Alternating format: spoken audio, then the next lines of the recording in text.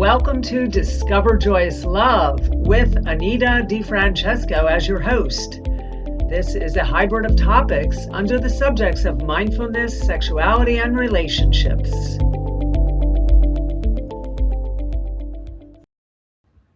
Hello, welcome to Discover Joyous Love. I'm your host, Anita DeFrancesco, and my work is tantrawisdom.com, and you can find workshops and classes on meetup.com/tantrawisdom. But today I'm just coming on briefly. I haven't been on here on my podcast in a while, but what I wanted to do was just talk to you about divine intimacy and what that really means in a relationship, and how do we achieve divine intimacy. Been married a long time, or we're in a new relationship. Now, there's so much with Tantra and Kabbalah, which I'm in the process of writing a book on the mysticism of Kabbalah and Tantra, and how these two approaches to divine intimacy are very similar and have a lot of meaning when it comes to love, healing, when it comes to working with a partner, a new partner, or someone that is been in your life for a long time, a short time. Whatever the relationship is, there can always be a divinity, a sacredness.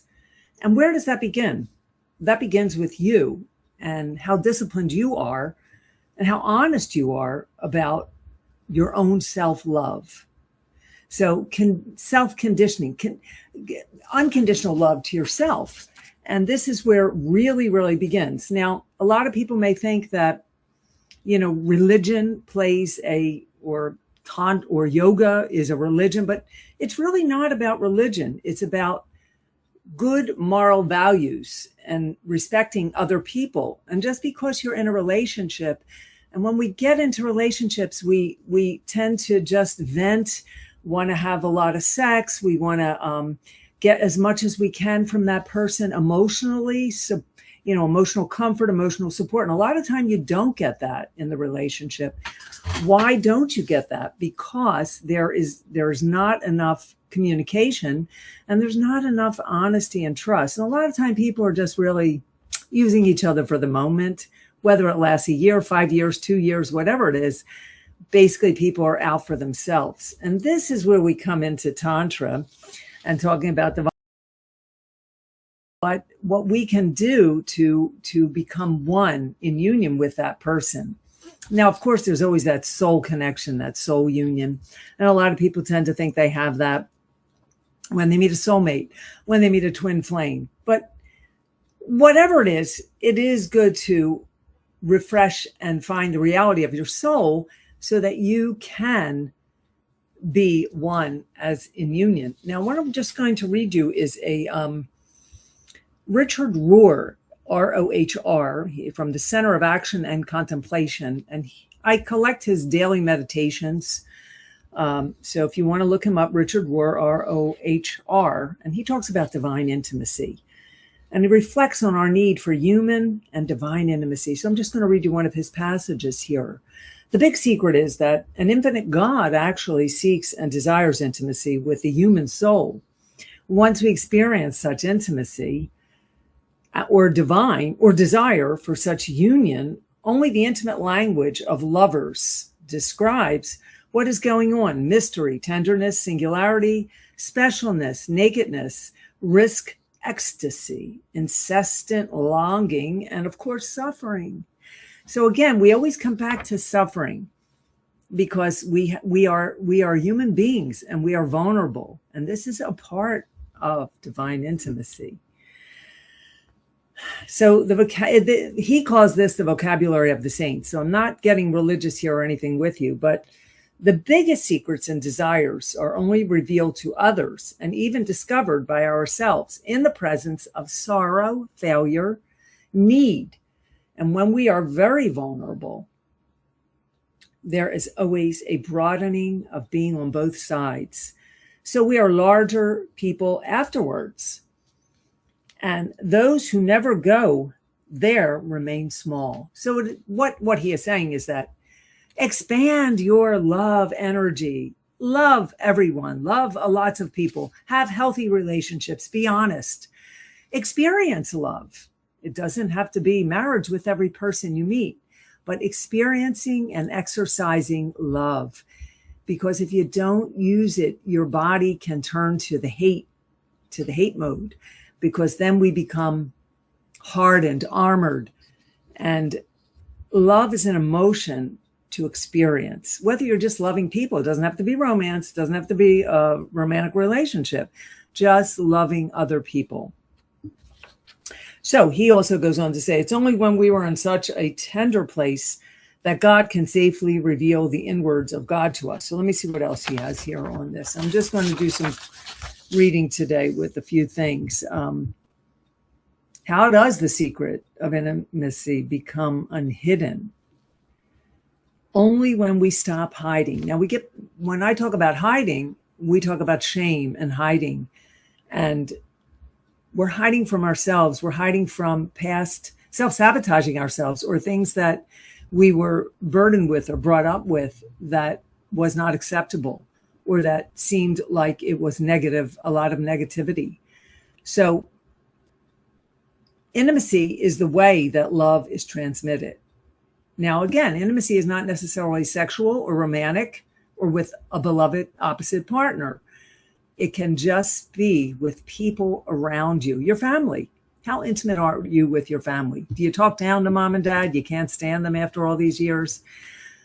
Do you still have intimacy with them, or your children? I know children, a lot of time adult children just can't be bothered with their parents. So that intimacy could be, hardened, lost.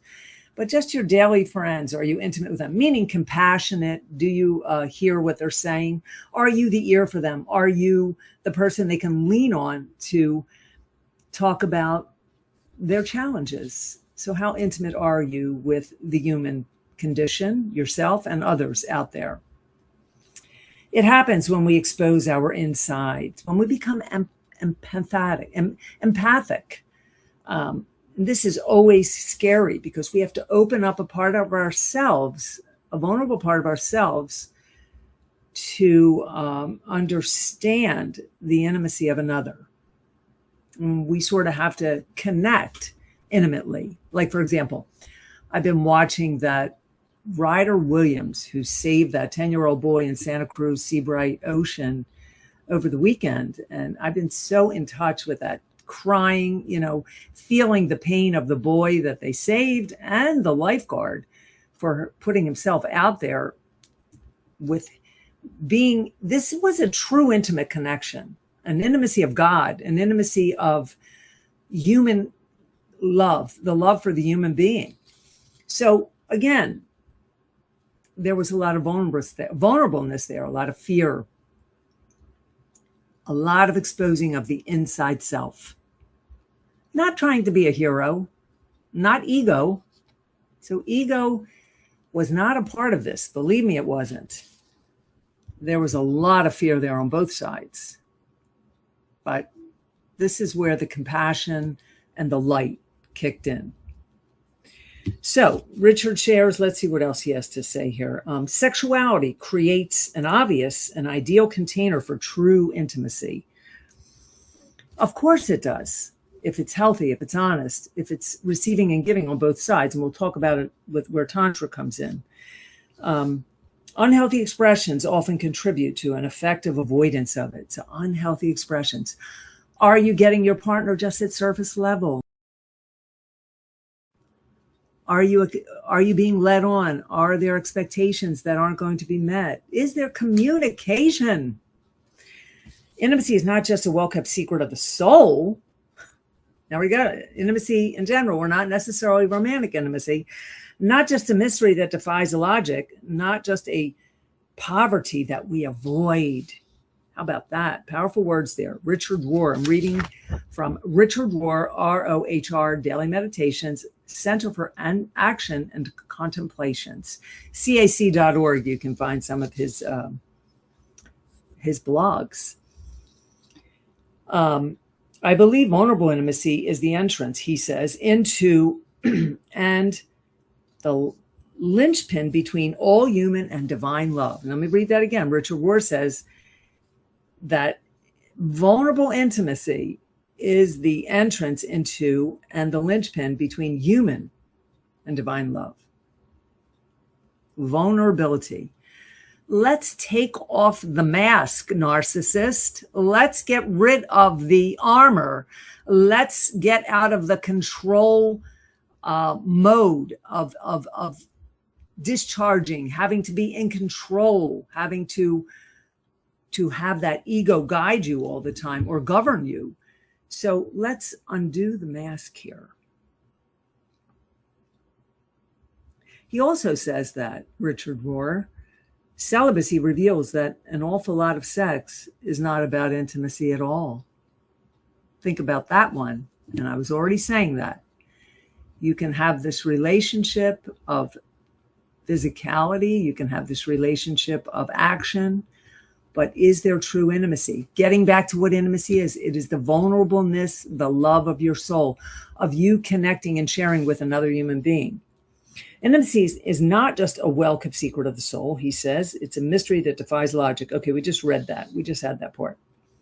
So that he says, I'll leave you with that here. I guess we have to want to love and to be loved. Want to love first and to be loved, or we will never go there. So let me get on to what divine intimacy is in Tantra for you. Again, this refers to the meaning of the physical, emotional, and spiritual dimensions of love and sexuality as a sacred expression. Now, this is in the Hinduism. The Richard Rohr was more in the Catholicism. Maybe I'll get into some Kabbalah here, but anyhow, the divine intimacy with Tantra is that we work with a bag of tools to help you to enhance, enlighten, and to bring back intimacy into your life if it's lacking, or to teach you how to be intimate without the trauma and the pain and the patterns, and having trust and honesty is number one. So Tantra, again, is rooted now in spiritual unity. Teaches every individual is a manifestation of divine energy. We are all a manifestation of divine energy. Divine intimacy arises when partners recognize and honor this shared sacredness. So if partners together want to learn about this, you can come to my classes, tantrawisdom.com, or see me privately. I work with you individually and as a couple, seeing each other as extensions of the same source. This awareness transforms intimacy into a transcendent experience, where love becomes a path to self-realization and unity. This is something that is so important. Us in all different religions or practices out there, because remember, Hinduism is a religion, Catholicism is a religion, Kabbalah is part of the Judaism religion, something Madonna really studied, and she's having a course right now going on about her and one of the people at the Kabbalah Center there in Los Angeles, where I studied, to offer their teachings. So you can look that up. Sacred sexuality as a practice. So again, it's a core of Tantra, views sexual energy as a powerful spiritual force. So again, taking the sexual energy, and like Richard Rohr said, that he said that if you're just having all of this physicality without intimacy, it's really not divine. I love divineness. That's all I want in my life, which I have created that sacred space around me, that divine people are attracted to me as well as I'm attracted to them. In any situation, this is not necessarily in a romance. So again, energy, breath, and presence are all part of the Tantra practice. Mindfulness, communication is so important. Divine intimacy also depends on the mindfulness and the opening the communication, folks. Now, without this communication, we are not going to grow as a human being. And then the next relationship that you get into, if it's a romantic relationship, is going to also need work and not be where it needs to be. So every relationship you want to grow from. one after the other. You want to grow into being smarter, to being more emotionally intelligent. Transformation and healing. When practiced with intention, attention, divine intimacy in Tantra can loosen emotional and physical blockages. So we have a lot of trauma in our bodies, patterns from childhood. Well, you want to reflect back on your childhood, what happened in school with other children, or maybe at home, there wasn't enough expression, enough love toward you, maybe toward the siblings. Whatever it was, we're going to undo those blockages. Divine intimacy in Kabbalah. In Kabbalah, divine intimacy is the deep soul level union between two people that mirrors the eternal relationship between God and creation. That's twin flame. And it really is. Twin flame is a term, and it is a soul connection between two people. I mean, I know a lot of couples use that, sparingly today, that term, that they met their twin flame, but there's only one twin flame. There's many soulmates. But I think in Kabbalah, they really focus on that one union with that one, that God, and even in Catholicism or in Tantra, the one that is chosen for you. So in other words, we don't choose love. Love chooses us. Love doesn't find us. Love looks for us. So love finds you. I always think back of the movie with Tom Hanks and Forrest Gump. Life is like a box of chocolates. You never know what you're going to get. Who knows if that woman, what was her name, Jenny, if she really was in love with him. But they made it look that way, that they were spiritual soulmates or maybe even twin flames. But she had to go on and do her life. And that's what happens with twin flames. They separate, they come back. And so life is like a box of chocolates. You never know what you're going to get, folks. Hopefully it's sweet. In Kabbalah, divine intimacy is the deep soul level union between two people that mirrors. Okay, we just said the sacred union. Kabbalah teaches us that every genuine connection is a reflection of the eternal dance of creation. Love, light, and spirituality equal divineness. Then there's the role of desire and eros, which I'm going to talk about in this book I'm putting together, but expressing gratitude, expressing forgiveness. In order to have love, you need to forgive and you need to have gratitude. So we really have to work on these values that we are somewhere along the line we were taught as a child, well, back in my generation anyway, but it doesn't mean we held them, because the world doesn't talk about these things or practice this kind of how to express yourself. Now I have a book called Love Buzz, How to Love, How to Express Yourself. How to Love, Express It, and Feel It is the title, and that's the subtitle of my book, Love Buzz. So look it up and go there. Let's see. I'm going to kind of close out here. I just wanted to come on quickly today. Easy ways to build divine intimacy. Just as there are many ways you can strengthen a relationship with a friend, you get mad at each other, you go out again, you make up. Here on earth, there are many ways that you can strengthen your relationship with God, but God, the divineness of the human condition and the partner you're going to choose in your life. So, that being said, we need to start working on your emotions and allowing the blockages to subside and allowing you to come into the real you, the presence. Nurturing your relationship, there's many ways to do it, and we'll talk about that another time. Let's see what else here. I'm going to leave you now. Thank you for tuning in to Discover Joyous Love podcast here. I'm Anita DeFrancesco. My work can be found at tantrawisdom.com, meetup.com/tantrawisdom. Today is August 3rd, 2026.